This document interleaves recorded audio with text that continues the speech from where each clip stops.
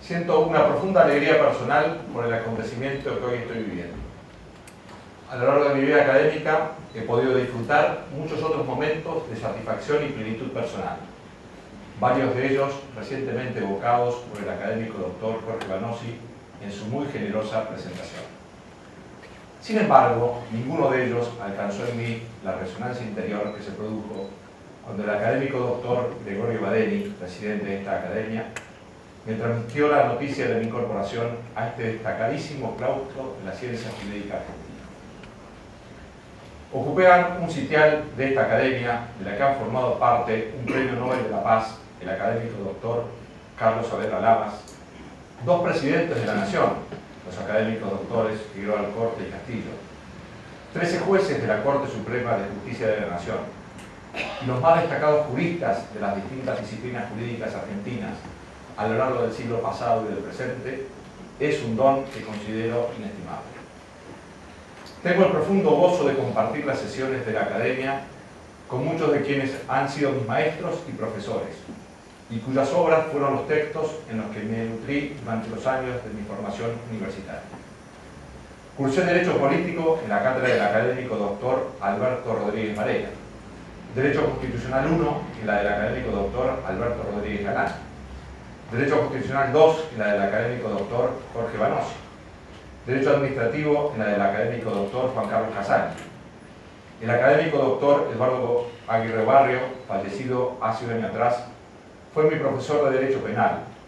Y no quisiera dejar de nombrar tampoco al académico doctor Julio Cueto Rúa, quien fue mi profesor en Introducción al Derecho y quien sembró en mí la inquietud por la utilización del método del caso como modo complementario de la enseñanza jurídica.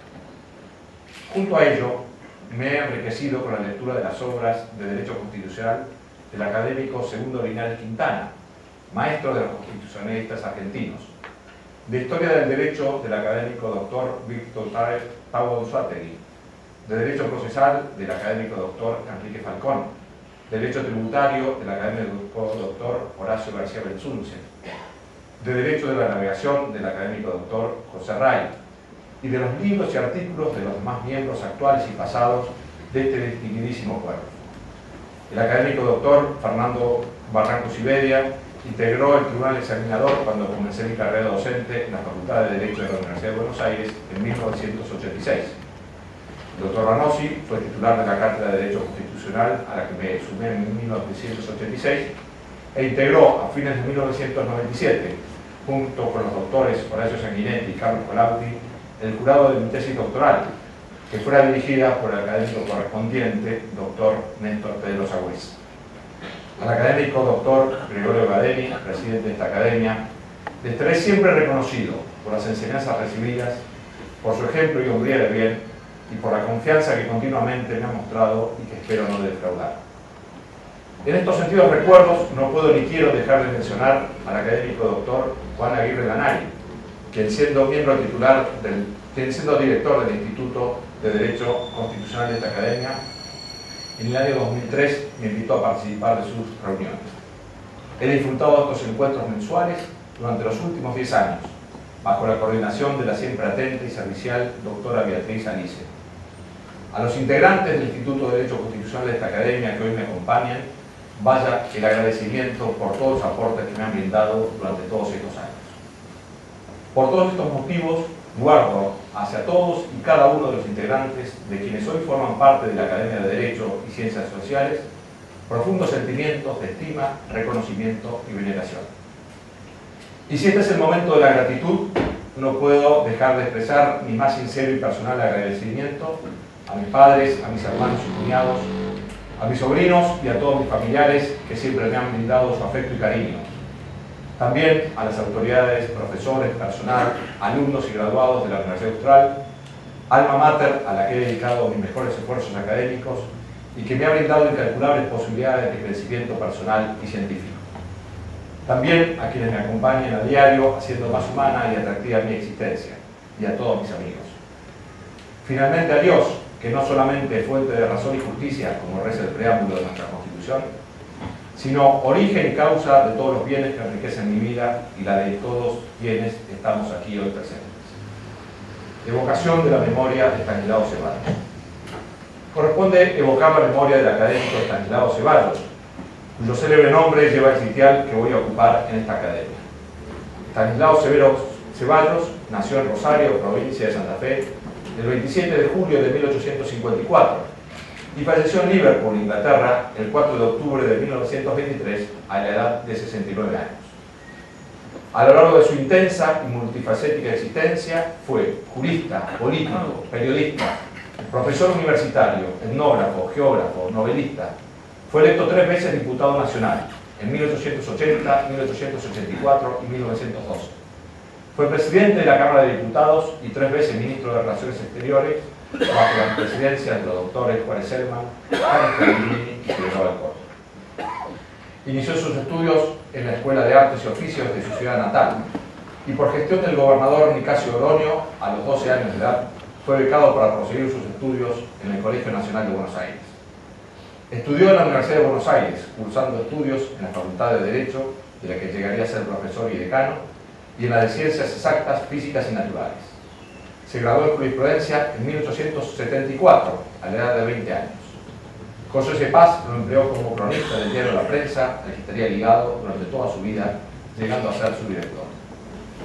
Estanislao Ceballos es uno de los intelectuales y políticos más destacados desde la generación del 80.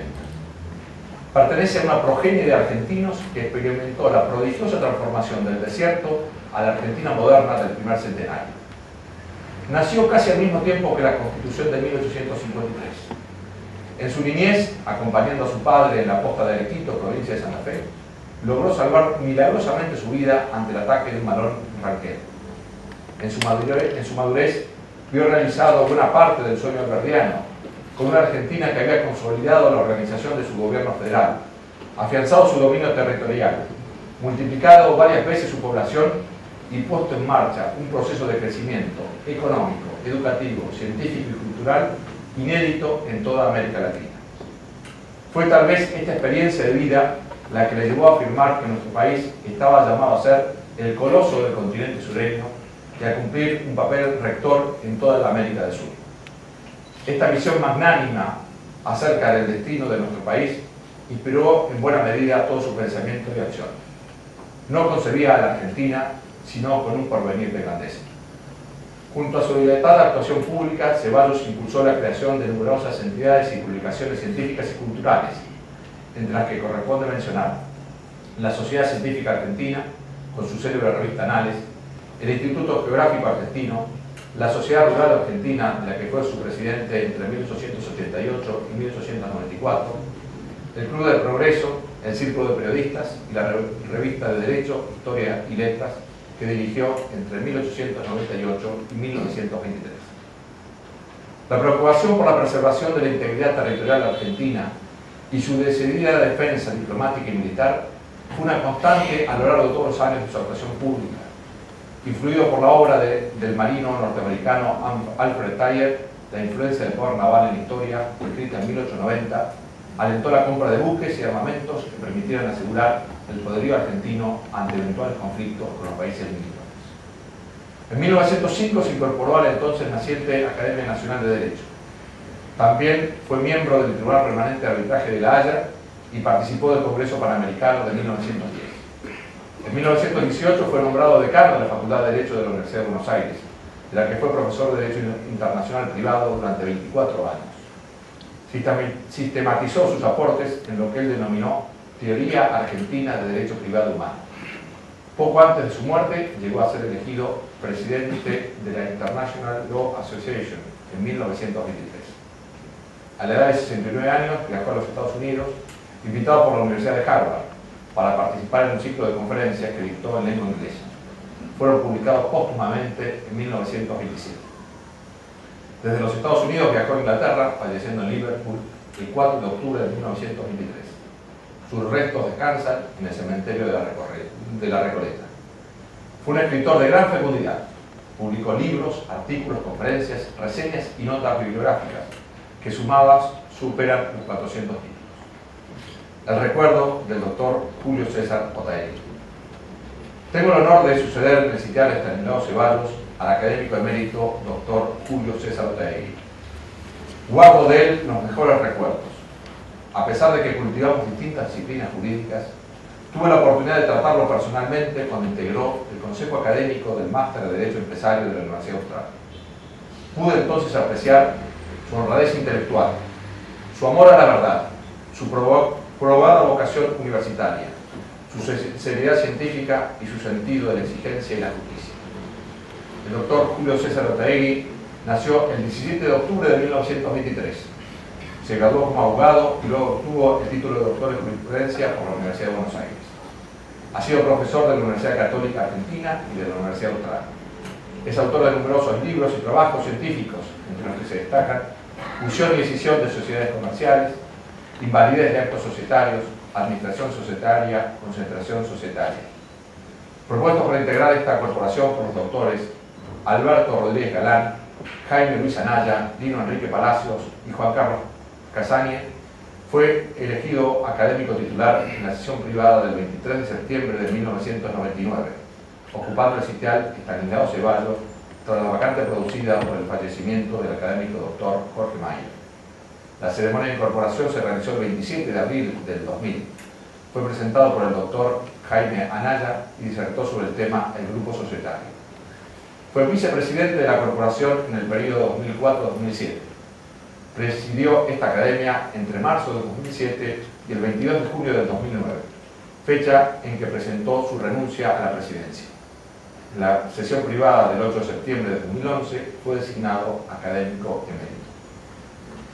Las dimensiones jurídicas, políticas e históricas del fenómeno constitucional. No solo me dedico académicamente al derecho constitucional, sino que profeso públicamente mi profunda adhesión personal a sus principios y fines. Considero que el constitucionalismo es uno de los más grandes inventos del genio humano de todos los tiempos, uno de los mejores legados de la cultura occidental, cuyas semillas hoy se esparcen por todas partes del mundo. El fenómeno constitucional viene dado por el encuentro del derecho con la política, el mundo político con ese genial y civilizador invento humano que es el derecho. El derecho constitucional pretende civilizar, racionalizar, humanizar, limitar, controlar el proceso político que se manifiesta naturalmente violento, conflictivo, y tiende continuamente al desborde y al exceso. Si Benedetto Croce definió a la historia como hazaña de la libertad, podemos definir al constitucionalismo como epopeya de la dignidad humana. El constitucionalismo se basa y fundamenta en el principio de la igual e inviolable dignidad de la persona humana y pretende una organización social y del gobierno político que sean acordes a este principio basal y fundamental. Buena parte de la idea constitucional viene expresado por aquella célebre respuesta del juez Cook al rey absolutista inglés Jacobo I, cuando éste pretendía manipular arbitrariamente la asignación de causas judiciales, nil novo sub sole. El valiente y memorable juez, precursor del control judicial de constitucionalidad, le recordaba al monarca inglés que él como rey, al igual que todo súbdito y autoridad pública, estaba non sub omnes, sed sub deo et leges, no sometido a los hombres, sino a Dios y a las leyes. Esa frase latina que hoy preside el emblemático edificio de la biblioteca de la Escuela de Derecho de la Universidad de Harvard es una ajustada síntesis de buena parte de las pretensiones del constitucionalismo. No vivir sometido al poder arbitrario de los gobernantes, sino subordinados únicamente a la razón natural y a las leyes justas y legítimas, respetuosas de la igual e inviolable dignidad de la persona humana, una de cuyas consecuencias más directas e inmediatas es el respeto a la intangibilidad de la vida humana, como con tanta brillantez expusiera hace un mes atrás el académico doctor Eduardo Zambrisi en el acto de su incorporación a esta academia. En el mismo sentido, en el inicio de nuestra era constitucional, el Congreso Constituyente de Santa Fe exhortaba al pueblo argentino en su sesión del 7 de marzo de 1854 con las siguientes palabras: en nombre de lo pasado y de las desgracias sufridas, el Congreso Constituyente les pide y aconseja la obediencia a la Constitución que han jurado. Los hombres se dignifican postrándose ante la ley, porque así se libran de arrodillarse ante los tiranos. Permítanme, en el día de mi incorporación a esta academia, renovar mi confianza en el derecho, en el constitucionalismo y en la democracia constitucional como el mejor modo de convivencia social y política que hasta el momento haya creado el genio humano. El fenómeno constitucional, junto a sus vertientes política y jurídica, tiene una clara dimensión histórica. No es atemporal ni idéntico a lo largo del tiempo y del espacio. Tiene un pasado que le da sentido, un presente que lo desafía a cada momento y una proyección hacia el futuro, hacia un futuro superador que inspira sus luchas y afanes. Es por eso que el constitucionalista, junto al conocimiento del sistema institucional y normativo, junto a la dogmática y teoría constitucional, requiere del conocimiento profundo de la historia constitucional, de los procesos y dinamismos propios del constitucionalismo y de la génesis y desarrollo de las instituciones constitucionales propias de cada país. El primer siglo y medio de la Corte Suprema Argentina. Nos aprestamos a conmemorar en los próximos días el primer siglo y medio de actuación de la Corte Suprema Argentina. Hace 150 años atrás, un 13 de octubre de 1862, el Congreso de la Nación sancionaba la Ley 27, disponiendo la instalación de la Corte Suprema de Justicia de la Nación. Un día antes, el 12 de octubre de 1862, el presidente Mitre había inaugurado su periodo constitucional, dando origen a 7 décadas de estabilidad institucional que concluirán con el golpe de Estado de 1930.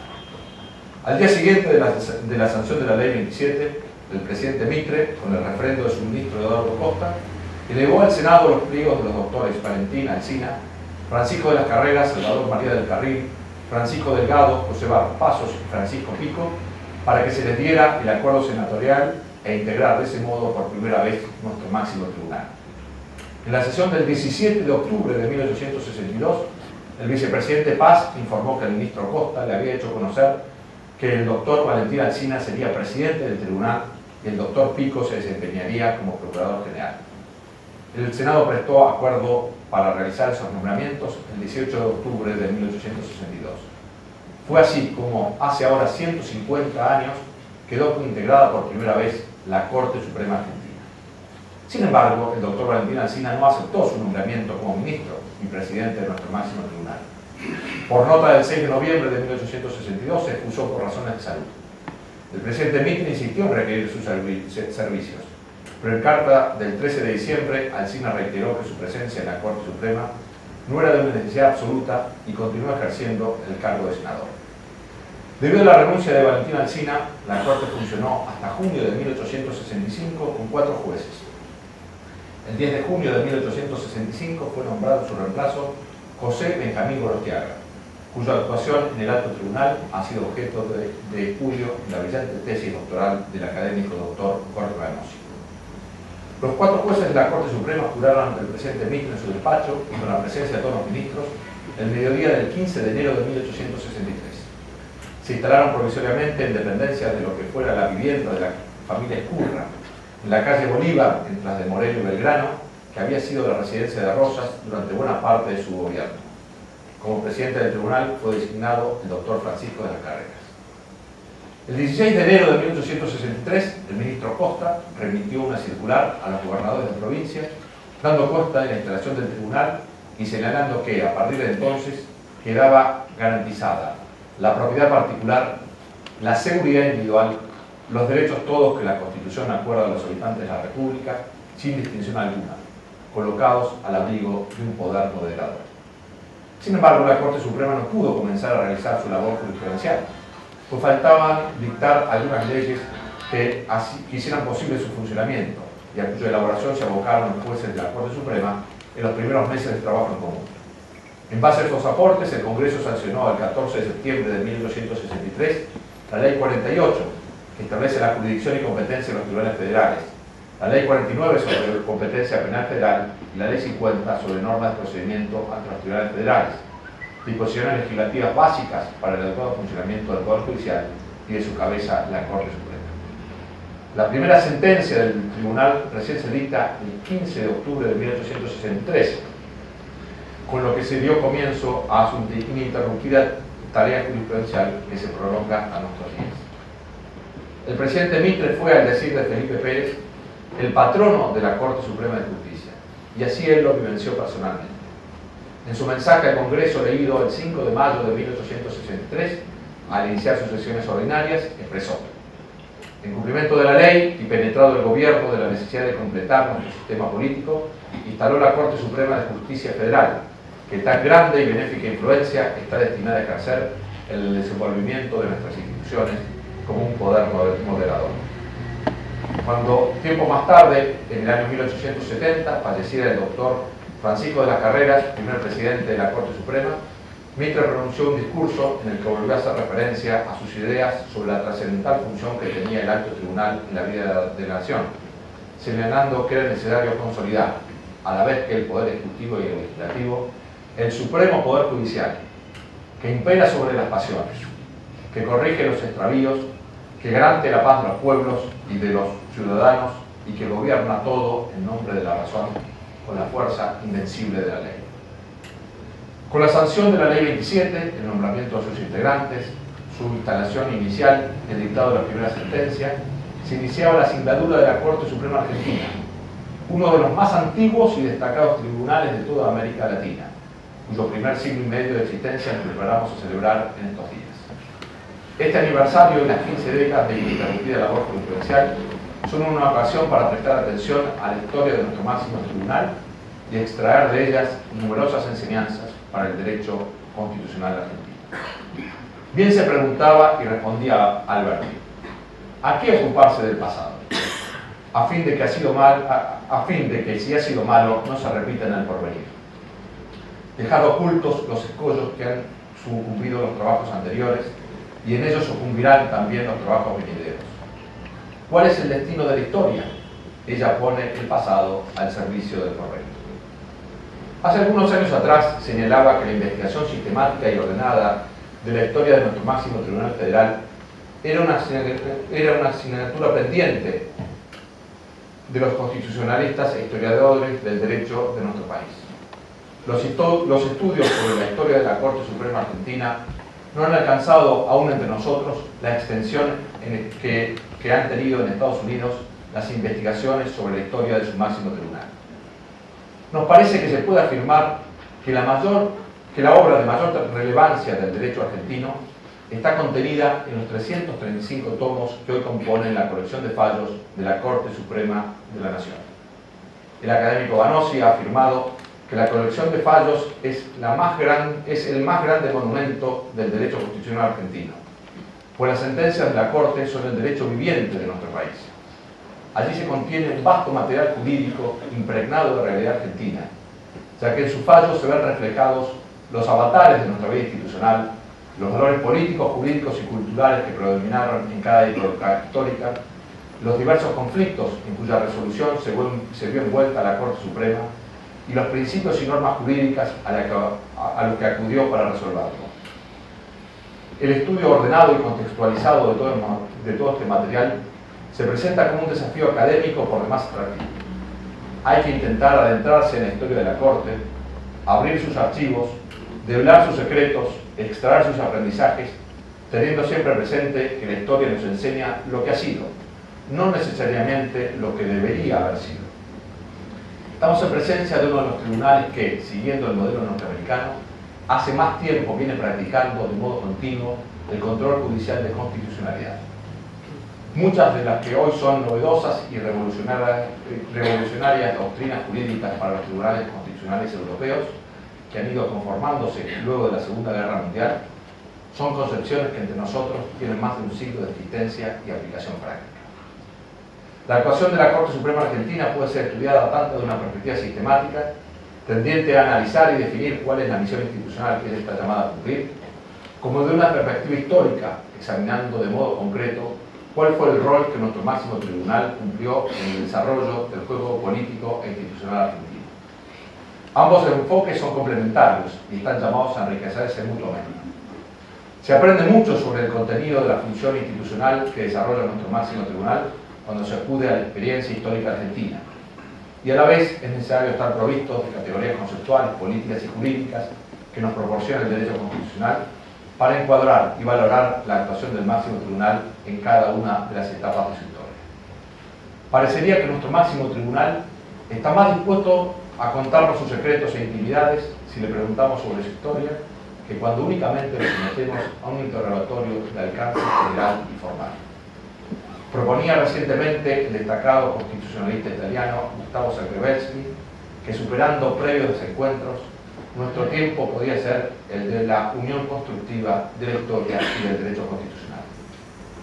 Así, por ejemplo, se aprende mucho sobre la relación entre normatividad jurídica y normatividad social cuando se analiza la acordada de 1930 o los fallos sobre estado de sitio o la emergencia económica de los distintos momentos de nuestra historia. Se comprende mejor la problemática sobre la interpretación estática o dinámica de nuestra Constitución si se comparan los fallos de los casos Hileret y Abico.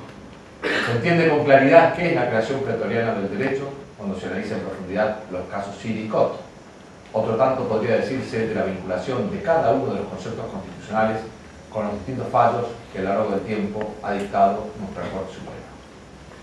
Las etapas de la historia de la Corte Suprema Argentina. Ronald Working señala que la actividad de un tribunal de justicia puede ser comparada a la elaboración de una única novela, cuyos capítulos son escritos por diversos autores, cada uno de los cuales debe continuar el hilo de la trama elaborado por sus antecesores y añadir su propia voz. Es la imagen del novelista en cadena a la que este autor anglosajón acude para describir, a nuestro juicio con mucho acierto, la tarea jurisprudencial de cualquier tribunal, con sus continuidades y cambios que dan impronta a cada etapa. En nuestro caso, el estudio de la historia de la Corte Suprema Argentina nos reclama como primera tarea identificar esos diversos capítulos, analizar su contenido y visualizar quiénes han sido sus principales protagonistas y actores. Para la periodización de la historia de nuestra Corte Suprema, para la delimitación de sus distintos capítulos que la conforman, nos hemos inspirado en los criterios propuestos hace ya más de 40 años por Julio Ollanarte, en su valioso trabajo Historia del Poder Judicial, que ha sido un punto de referencia ineludible para las posteriores obras en esta materia. Siguiendo y completando estas pautas, podemos dividir la historia de la Corte en los siguientes 12 periodos. Primera etapa, 1863-1903. Esta etapa comprende las 4 primeras décadas de la vida del tribunal, en la que se fueron estableciendo los lineamientos básicos y fundamentales de su actuación institucional.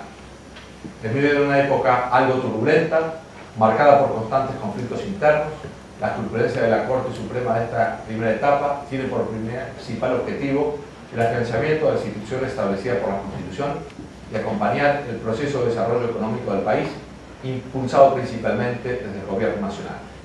La actuación de la Corte Suprema en este periodo se orienta principalmente en 3 direcciones: asegurar la supremacía de la Constitución, consolidar la autoridad del Gobierno Federal y reafirmar su propio poder institucional.